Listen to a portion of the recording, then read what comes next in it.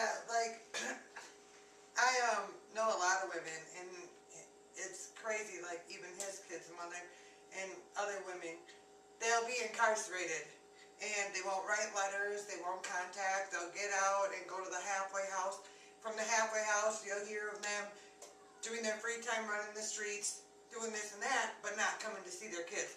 They won't even try to take care of their kids, but then the second they're about to be released from these places or leave the temporary facility that they were staying at after prison, they'll need that child, you know, for food stamps, medical assistance, any type of state aid to get back on their feet. So they'll say, hey, I want my kid back and I'm going to do this, and they'll just give it to them.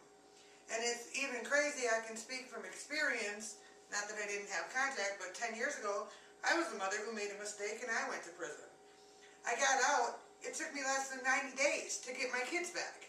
Get my kids back, and mind you, I didn't have nothing but a one-bedroom. Got 5 kids back in a one-bedroom apartment. They just handed them to me. And handed me the kids back and said, oh, you're going to be on supervision for 6 months. I never saw the social worker the entire time. However, if that was a man, if I was a man, I know from experience, A, they wouldn't have handed me that child, or 5 of them in a one-bedroom, and B, they would have been there a lot more than once in 6 months to check on those kids.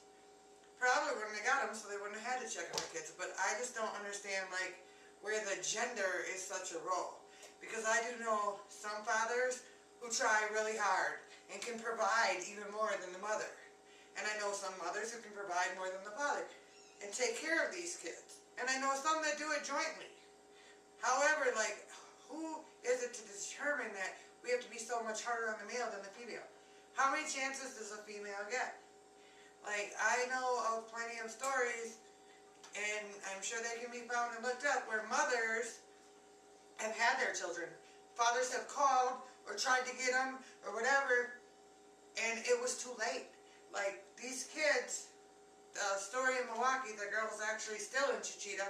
She had 2 kids, and the father and the father's family had called and tried to get a hold of these kids, see the kids, and had tried to get custody of them before, but Human Services never listened. And when they finally came to the house and broke down the door, one of the babies was dead and the other was in the fridge eating raw chicken.